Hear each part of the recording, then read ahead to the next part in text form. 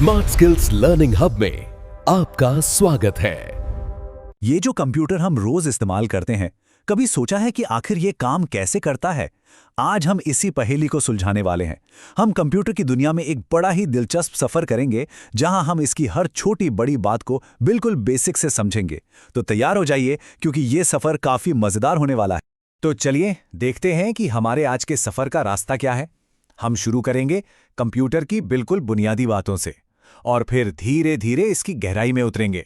यकीन मानिए, हर कदम पर कुछ नया और इंटरेस्टिंग जानने को मिलेगा।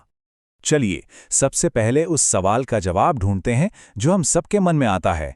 आखिर ये कंप्यूटर है क्या भला?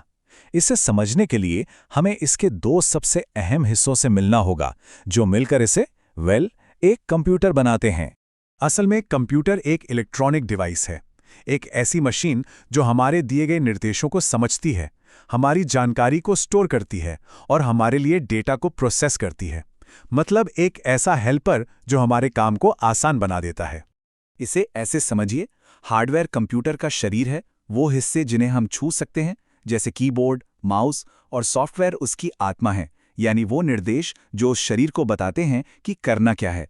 शरीर बिना आत्मा के कुछ नहीं, और आत्मा को काम करने के लिए शरीर चाहिए। दोनों मिलके ही कंप्यूटर को चलाते हैं। देखिए ये तस्वीर इस फर्क को कितनी अच्छी तरह दिखाती है।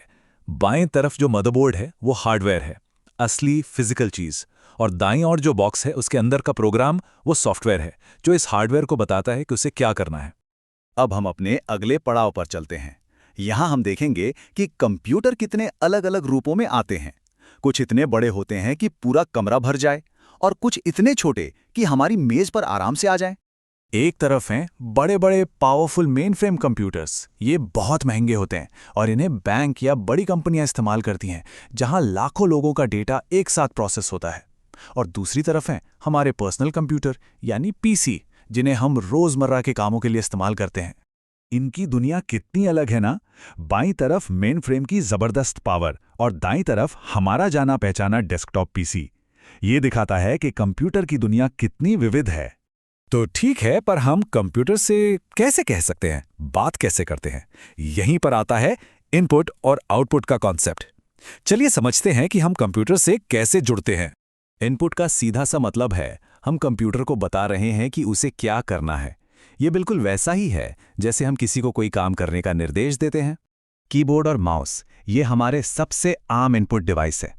कीबोर्ड से हम कुछ भी टाइप करते हैं, यानी जानकारी अंदर भेजते हैं, और माउस से स्क्रीन पर चीज़ों को चुनते और चलाते हैं। ये कंप्यूटर की दुनिया में हमारे हाथ पैर जैसे हैं। लेकिन कहानी यहीं खत्म नहीं होती। स्कैनर से हम दस्तावेजों को कंप्यूटर में डाल सकते हैं, जॉयस्टिक से गेम खेल सकते हैं। इनपुट देने के कितने सारे तरीके हैं, है ना? और जब हम कंप्यूटर को कुछ बताते हैं तो वो हमें जवाब कैसे देता है, यहीं पर आउटपुट का जादू काम आता है। ये हमें बताता है कि कंप्यूटर हमारी बात सुन रहा है और उस पर काम कर रहा है। हमारी स्क्रीन या मॉनिटर वो खिड़की है जिससे हम कंप्यूटर की दुनिया में झांकते हैं। ये हमें दिखाता है कि अंदर क्या चल रहा है। बिना स्क्रीन के कंप्यूटर एक बंद बक्से जैसा ही होता। और आउटपुट सिर्फ स्क्रीन पर नहीं दिखता। हम प्रिंटर से अपनी फाइलों को कागज पर निकाल सकते हैं, या स्पीकर से अपना पसंदीदा म्यूजिक सुन सकते हैं। ये सब आउटपुट के ही रूप हैं जो हमारे अनुभव को बेहतर बनाते हैं। अच्छा, अब बात करते हैं कंप्यूटर की याददाश्त की। जैसे हमारे दिमाग में यादें होती हैं, वैसे ही कंप्यूटर के पास भी होती हैं। लेकिन इसकी याददाश्त दो तरह की होती हैं। चलिए इन दोनों को समझते हैं। रैम को समझिए एक वर्किंग डेस्क। जब तक आप काम कर रहे हैं, सारी जरूरी चीजें उस पर हैं। जैसे ही काम खत्म और बिजली बंद, डेस्क साफ। और रोम एक रूल बुक की तरह है, जिसमें जरूरी निर्देश, जैसे कंप्यूटर कैसे स्टार्ट होगा, पहले से लिखे होते हैं और इन्हें आप बदल नहीं सकते।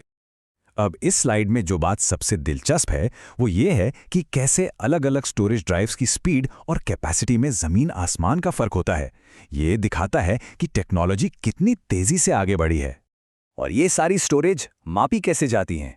इसकी सबसे छोटी यूनिट होती है एक बिट, या तो 1 या 0। 8 बिट्स मिलकर बनाते हैं एक बाइट।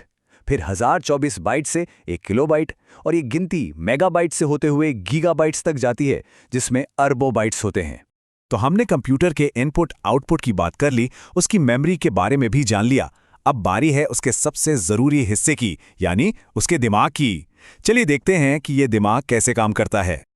ये जो छोटी सी चिप आप यहाँ देख रहे हैं, यही है कंप्यूटर का असली हीरो, इसका दिमाग।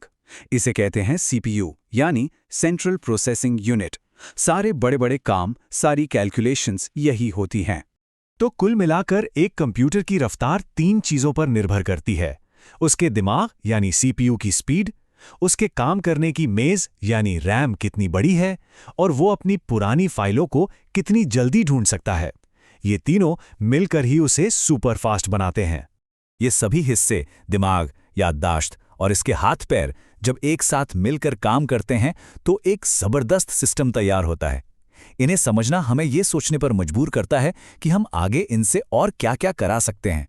भविष्य की संभावनाओं की कोई सीमा नहीं है।